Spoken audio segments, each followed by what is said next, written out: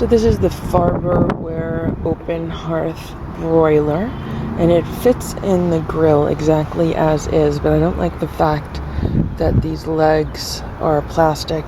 So what I want to do is I want to take those off and see if it will fit in the grill without those.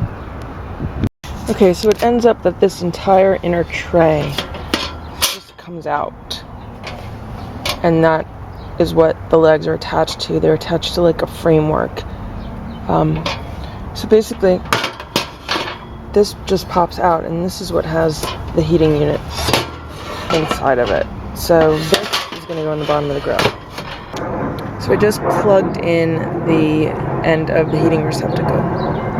So here's what it looks like inside of the grill. I just placed it in the bottom of the grill, and I threaded the cord through the vent on the side. So I put as much of the cord as I could through the vent. I'm going to put a pan of wood chips on top just to test it out and see if it works as a smoker. Then I just reassembled the grates on top of the grill. Here's what it looks like coming out of the grill. And I have it just plugged into an extension cord outlet. Alright, you don't want to use this piece in the grill because there's plastic on the front and it all got melted. Instead, I'm going to set it up this way. I'm going to use a container with mesquite chips, and I'm going to use a small pan of water. I bought a beef chuck steak boneless. It was $7.99 a pound at Whole Foods, and it's 1 pound. Okay, so I put the meat thermometer probe in the steak, and it's hooked up to my iGrill Mini, and it's currently at 50 degrees. Has to get up to 140 for it to be done at medium. So let's put this on the smoker and see what happens. So I placed it right above the wood chips because I figured it would get more flavor there. Here's what we're looking at after a half hour. The meat appears to be up to temperature, so I'm going to take it off. I'm going to put it in foil and let it rest for a while. That's what it looks like on the other side. It is seriously pretty as a picture. And this is what it looks like after it has rested. And here's a look at the inside of the meat. It looks like a delicious medium. So the meat came out nice and tender. Like, it came out really good. It's very soft. It's not tough. It's not chewy. It's really, the texture is great. The only problem is that it's not as smoky as I would like it to be. Probably next time I would not put the chips in those little muffin pans.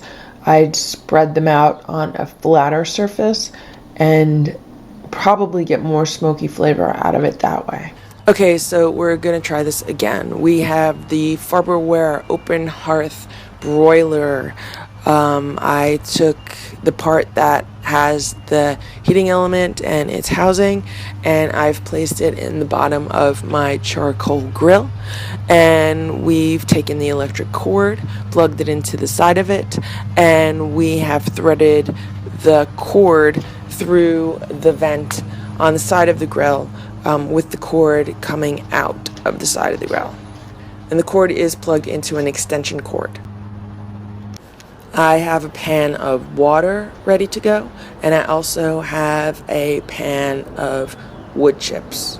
So I'm going to place the pan of water and pan of wood chips on top of the grate that's on top of the heating element. And then I'm going to reassemble my grill grates and put them on top of that. On the side of the grill, I want a little bit of space around the bottom to let some of the heat out, because I found that the grill gets a little too hot if I don't make a slight vent along the bottom. So I'm just taking the brackets that came with this grill to hold the charcoal surface on the bottom, and I'm inverting that and hanging that on the side.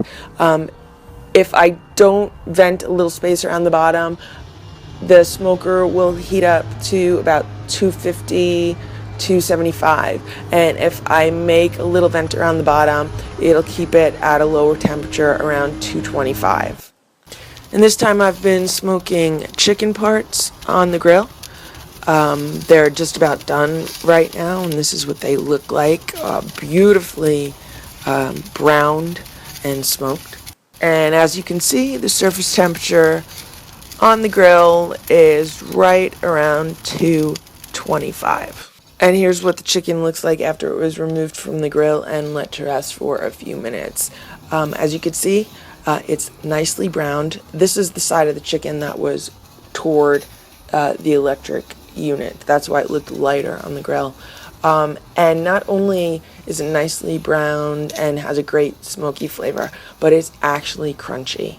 It came out nice and crunchy. So I am absolutely thrilled that this smoker works great. Here's what the grill looks like after the chicken has been removed. As you can see, the pan of water is boiling nicely. It caught a lot of the chicken drippings, and the wood chips have smoked. Some of them looks like caught flame, but because they're raised and the chicken was on the opposite side of the grill, I doubt it affected it much at all. And that's how you convert a charcoal grill into an electric smoker for $8. Of course, that's if you can get this Farberware open hearth broiler at a thrift shop for $8. I picked another one up at a thrift shop for $24. But I happily paid that money because it was pretty much in pristine condition. And that one I actually plan on using inside during the winter. I won't be smoking with it, but I'll be using it as a rotisserie and an open hearth broiler because I think it's a really nice unit to have. And that's the video. Thank you for watching. Please subscribe to my channel if you'd like me to post more videos. And don't forget, you can also follow me on Instagram, Twitter, Facebook, and Pinterest. Thanks. Have a great day.